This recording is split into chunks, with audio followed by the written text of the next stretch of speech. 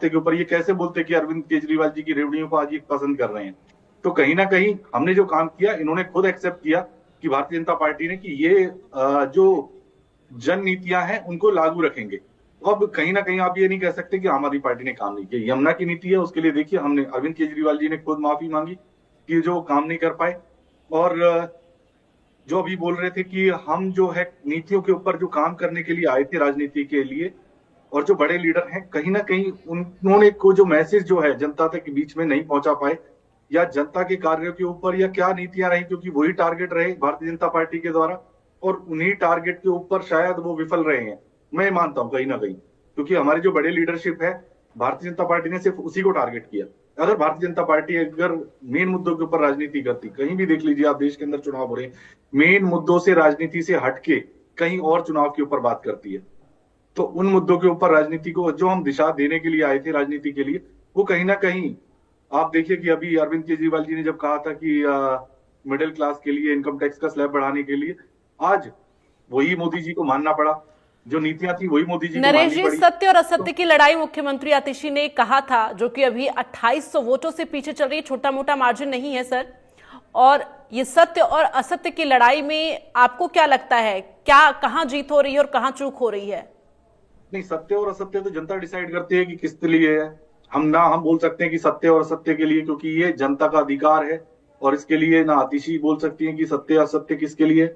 और जनता ने जो मैंडेट दिया, या कोई भी ले लीजिए आप, जनता की सर्वप्रिय है। बाकी रिजल्ट आने दीजिए, रिजल्ट पॉजिटिव आएगा, हम लोग सरकार बनाएंगे। ठीक है, कहीं ना चलिए, कहीं इंतजार अभी हम लोग सब कर रहे हैं। दिनेश अग्रवाल जी भी हमारे साथ जुड़े हुए हैं, कांग्रेस के प्रवक्ता हैं। केसी त्यागी जी हमारे साथ जुड़े हुए हैं, वरिष्ठ पत्रकार हैं। बहुत बहुत स्वागत है सर आपका इंडिया न्यूज हरियाणा पर। दिनेश जी, आपके पास आऊंगी मैं, क्योंकि इस वक्त जो आंकड़े हैं, 42 बीजेपी, 28 आम आदमी पार्टी, कांग्रेस जो एक सीट पर बढ़त बनाई हुई है, फिलहाल वो भी बढ़त अब नजर नहीं आ रही है। दावे तो आप लोगों ने भी बहुत किए कि इस बार दिल्ली जो है, दिल्ली की जनता पूरी तरह से यहां पर मूड बना चुकी है बदलाव का, और शीला दीक्षित का जो कार्यकाल रहा है उसे याद कर रही है दिल्ली की जनता। लेकिन वो आंकड़े जो हैं, जो दावे किए गए थे, उसके विपरीत है। देखिए मैम, दावे, रिजल्ट और परिणाम, ये सारी चीजें आपके सामने हैं। सभी राजनीतिक दल अपने अपने दावे करते हैं, इसमें कोई इस बात के लिए मैं गुरेज नहीं कर रहा कहने में। आम आदमी पार्टी ने भी फील्ड में मेहनत की होगी, भारतीय जनता पार्टी ने भी मेहनत की होगी, कांग्रेस ने भी मेहनत की। लेकिन आप ग्राउंड के ऊपर जो मेहनत करते हो, कई बार क्या होता है कि आपकी वो मेहनत किसी दूसरी मैनेजमेंट की वजह से जीरो हो जाती है। हम तो एक बात जरूर समझ रहे हैं, और शायद वो दिल्ली की जनता भी समझ रही है, और आप तो विशेष तौर पे समझ रहे होंगे कि अभी भारतीय जनता पार्टी के हमारे भाई ने एक बात बोली, एक बात हमारे आम आदमी पार्टी के भाई ने बोली। 2012-13 का वो सीन आज तक भी मुझे याद आता है। उसकी आज रिपीटेशन हो रही है कि भारतीय जनता पार्टी दिल्ली के अंदर भारतीय जनता पार्टी को हरा रही है, क्योंकि आम आदमी पार्टी कोई पार्टी नहीं थी। ये भाजपा के ही लोग थे जो दिल्ली के अंदर 2012-13 में अन्ना जी का चेहरा आगे करके बैठे थे कांग्रेस को बदनाम करने के लिए। अभी भाजपा के प्रवक्ता कह रहे थे कि केजरीवाल जी ने उस समय शीला दीक्षित के ऊपर बहुत सारे भ्रष्टाचार के उनके खुलासे किए, भूपेंद्र हुड्डा जी के खुलासे किए। वो खुलासे नहीं थे, वो आरोप थे। ये वो आरोप थे जो आरोप 11 साल हो गए, 11 साल में आज तक एक भी आरोप ना तो भारतीय जनता पार्टी की जो उनकी ए टीम है वो सिद्ध कर पाई, ना उनकी जो आम आदमी पार्टी बी टीम है ना वो सिद्ध कर पाई। उस समय के फोटो मैंने पहले भी कई बार आपको चैनल पर दिखाए। मुझे बार बार कहते हुए मुझे भी संकोच होता है कि भाजपा के कार्यालय में जहां मुरली मनोहर जोशी जी, अडवाणी जी, सुषमा जी, राजनाथ जी और ना 7-8-10 लोग जो वहां भाजपा कार्यालय में बैठे हैं, वहीं पर उस समय किरण बेदी जी बैठी है, केजरीवाल जी बैठे, अन्ना हजारे जी बैठे हैं। वो किस तरीके का आंदोलन था, ये कौन लोग थे? भारतीय जनता पार्टी की ही पैदाइश है ये आम आदमी पार्टी। हाँ, सिर्फ भाजपा ने ये सोचा था कि जो हलवा बन रहा है वो हम खाएंगे अकेले। केजरीवाल जी चालाक निकले, सेंटर का हलवा तो बीजेपी को मिल गया, लेकिन स्टेट का हलवा केजरीवाल जी खा गए। और जिस तरीके से इन्होंने 12-13 में जो माहौल दिल्ली में खड़ा किया, अन्ना हजारे जी को लाके लोकपाल की बात करी, आज तक लोकपाल का कोई जिक्र नहीं है। ये कहते थे कि हम दिल्ली के अंदर पावर की ऑडिट कराएंगे, आज तक 11 साल हो गए, पावर की ऑडिट का कोई मतलब नहीं है। ये लाला रामदेव जी को लाए कि हम काला धन लेके आएंगे, वो लाला रामदेव जी अपने घर जाके बैठ गए, उनका खुद का काला धन बढ़ने लग रहा है, लेकिन देश का काला धन नहीं आया। ये भारतीय बिल्कुल। और जनता अपडेट पार्टी देखिए, मैं अपने दर्शकों को जरा दे दूं, मैं मैं एक आपको यहाँ अंतिम पर बात थोड़ा सा कहना रोकूंगी चाहूंगा। दिनेश जी, क्योंकि आंकड़े जो हैं अब और बीजेपी के फेवर में नजर आ रहे हैं। सीटें जो है 43 हो चुकी है जहां पर बीजेपी की बढ़त है, और आम आदमी पार्टी की सीट जो है अब 27 हो चुकी है जहां पर बढ़त नजर आ रही है। केसी मलकानी जी हमारे साथ वरिष्ठ पत्रकार बने हुए हैं। सर, मैं आपका रुख करना चाहूंगी, चूंकि जो इस वक्त आंकड़े सामने आ रहे हैं वो जो एग्जिट पोल के आंकड़े थे उससे अब मिलते हुए ये आंकड़े सामने आ रहे हैं। लेकिन इस बीच अगर बात की जाए केसी मलकानी जी, तो 27 साल का सूखा, क्या बीजेपी अब इस बार सत्ता में काबिज होने की सफलता बीजेपी को मिलती हुई नजर आ रही है क्या? सही है कि भारतीय जनता पार्टी का जो 27 साल का सूखा है खत्म होता नजर आ रहा है। दिल्ली की जनता ने पिछले 30 वर्षों में तीनों पार्टियों का शासन देखा, भारतीय जनता पार्टी का भी देखा, कांग्रेस का शीला दीक्षित का भी देखा, और केजरीवाल का भी 10-11 साल का देखा। भारतीय जनता पार्टी ने साहिब सिंह वर्मा, मदन लाल खुराना, सुषमा स्वराज जैसे मुख्यमंत्री दिए, कांग्रेस ने शीला दीक्षित जैसे दिए, आपने केजरीवाल और आतिशी जैसे नेता दिए।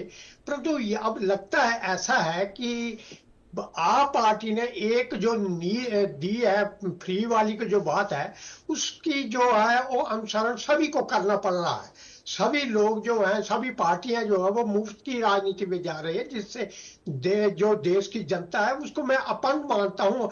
एक आप उसको लाठी के सहारे चलना सिखा रहे हो, तो उसको इंडिपेंडेंट चलना चाहिए। जो फ्री की राजनीति है, ये चाहे भारतीय जनता पार्टी है, फ्री का अनाज देना, महिलाओं को देना, जहां तक शिक्षा या स्वास्थ्य की बात है वो मिलनी चाहिए। जहां दबा हुआ तबका है उसको सहूलत मिलना चाहिए, ऊपर उठाना चाहिए। तो सभी वर्गों को आप फ्री बिजली, फ्री पानी या दूसरी सहूलतें दे रहे तो वो ठीक नहीं है। अब जब आप पार्टी है सत्ता में आई थी तो उसने बड़े अच्छे वायदे किए थे, तो लोगों के पास कांग्रेस और भाजपा के सिवाय तीसरा विकल्प सामने आया था कि ये पार्टी जो है आंदोलन से उतरी है, उपजी है, और जो आप पार्टी ने वायदा किया था कि हम आम पार्टी की तरह आम लोगों के बीच की पार्टी है, हमने गाड़ी बंगला वगैरह सहूलतें नहीं लेंगे। और जो ली अब आरोपों की राजनीति जो चलती रही 10-11 साल, उससे भी लोग तंग है। आप कोई काम नहीं करते तो आप कहते हैं केंद्र नहीं करने देते, एलजी नहीं करने देते, या आप भाषा की मर्यादा नहीं रखते, आप आरोप लगते हैं, आप जेल में जाते हैं। चाहे ठीक है आरोप है, वो मैं मानता हूँ आरोप है, सिद्ध नहीं हुए, परंतु तो आप कट्टर ईमानदार की जो बात करते हैं तो आम जनता के पे आरोप तो लगे हैं। अब आप सत्ता में आए, आपने गोवा का चुनाव लड़ा, दूसरी जगह चुनाव लड़ा, तो पैसे की जरूरत होती है, मैं मानता हूँ, परंतु पैसा आप किस ढंग से इकट्ठा करते हैं? क्या लोगों से चंदा लेकर इकट्ठा करते हैं, किसी कंपनियों से लेकर करते हैं, या किस तरह इकट्ठा करते हैं? ये लोगों के दिमाग में प्रश्न होता है कि अगर दूसरे राज्यों में जाकर एक पार्टी 10-11 साल में इतनी बड़ी हो जाती है और इतनी जगह चुनाव लड़ती है और उस पर भ्रष्टाचार के आरोप लगते हैं, तो क्या वह सही है या नहीं? अगर सही नहीं है तो भी कट्टर ईमानदार कोई अपने आप को कहे तो अब जैसे कहते हैं सिसोदिया जी बड़े कट्टर ईमानदार या केजरीवाल जी कट्टर ईमानदार है, तो वो बात थोड़ी सी गले में नहीं उतरती। अपने आप को कट्टर ईमानदार दूसरा कहे तो बात मान जाती है। तो मैं समझता हूं कि आरोपों की राजनीति और जो भाषा की मर्यादा है इसको भी लोग देखते हैं और इसका भी असर होता है। अब हम देखते हैं जो आपके टॉप के लीडर हैं, जैसे 80 जी है वो पीछे चल रहे हैं, केजरीवाल जी है, या मनीष सिसोदिया भी कई बार पीछे हो रहे हैं, कभी आगे हो रहे हैं, सौरभ भारद्वाज, ये तो ऐसे हैं जो लोग आप देखते थे कि पब्लिक के सामने बयान देते थे छोटी छोटी बातों को। अब 16 एमएलए को खरीदने के बाद जब रिजल्ट नहीं आए तो एमएलए कैसे, 15-15 करोड़ देने की बात जब हो जाती है तो लोगों के गले में बात नहीं उतरती। अब भले ये आरोप मतदान के बाद लगा, इसका कोई असर ठीक है नरेश जी से मैं इसका जवाब नहीं। लूंगी, लेकिन उससे पहले पंकज जी आपके पास आते हुए, चूंकि देखिए जो तमाम आंकड़े हैं वो आपके फेवर में तो हैं, लेकिन 11 ऐसी मुस्लिम बहुल सीटें हैं जहां पर भारतीय जनता पार्टी पीछे चल रही है, लेकिन आम आदमी पार्टी के कैंडिडेट लगातार बढ़त बनाए हुए हैं, चाहे वो चांदनी चौक हो गया, गांधीनगर, किरोड़ी, ये तमाम वो सीटें हैं और जो कि मुस्लिम बाहुल्य सीटें हैं। यहां पर आम आदमी पार्टी के कैंडिडेट आगे चल रहे हैं, बीजेपी की तरफ से यहां कोई चूक रह गई क्या? नहीं दीप जी, भारतीय जनता पार्टी की तरफ से कोई चूक नहीं थी। ये दिल्ली की जनता का जनादेश है। दिल्ली की जनता जिसको जैसे वोट डालना चाहे वैसे वोट डाला है। आप अगर मुस्लिम और हिंदू की बात करें, भारतीय जनता पार्टी इन सब चीजों से बहुत ऊपर उठ करके, भारतीय जनता पार्टी जब अपना बजट भी लेकर के आती है तो हम कास्ट की बातें नहीं करते, हम तो कहते नहीं, हैं लेकिन कि सीट के गरीब जो है। आंकड़े हैं वो भी समझना होगा ना सर। बिल्कुल आपकी बात, आप अपनी बात को ठीक तरीके से रिप्रेजेंट कर रही हैं, लेकिन क्या है कि हम लोग उस चीज में नहीं पढ़ते हैं कभी कि भाई हिंदू है, मुसलमान है, ऐसा कुछ भी नहीं है। वो ठीक है, अगर मुस्लिम बाहुल सीटों में अगर आम आदमी पार्टी को बढ़त मिलती है तो हो सकता है इनका कुछ ऐसा रुझान रहा होगा उस पार्टी में, उस एक पर्टिकुलर समुदाय के साथ। लेकिन भारतीय जनता पार्टी ने सबसे ऊपर उठ करके दिल्ली के अच्छे मॉडल के लिए, जिसमें विकसित भारत आता है, जिसमें विकसित दिल्ली की हम लोग बात करते हैं, तो उसमें पूरी दिल्ली की बात आती है। 70 की 70 विधानसभाओं की बातें आती है, उसमें चाहे मुस्लिम हो, हिंदू हो, सिख हो, ईसाई हो, हम सब धर्मों की बात करते हैं। जब विकसित भारत होगा तो भारत का हर एक नागरिक विकसित होगा, हम उस बात पर बात करते हैं। तो ठीक है, अगर ऐसी सीटों पर आम आदमी पार्टी को बढ़त मिल रही है तो ठीक है, आम आदमी पार्टी का कुछ ऐसा गहरा संबंध रहा होगा या कोई बातें वो अच्छी डिलीवर कर पाए होंगे वहां पर, इसलिए इनको बढ़त मिल रही होगी। ये कोई बड़ी चीज नहीं है कि किसको बढ़त मिल रही है उस बाहुल क्षेत्र में। लेकिन अगर हम ओवरऑल रिजल्ट की बात करें तो आपके टीवी चैनल के माध्यम से हम देख पा रहे हैं कि 43 सीटों पर भारतीय जनता पार्टी बढ़त बनाए हुए है। और ये मेरा आकलन है कि 44 से और 46, यानी 44 भी रह सकते हैं, 45, 46, इन तीनों के आंकड़ों में हम आखिरी जो रिजल्ट होगा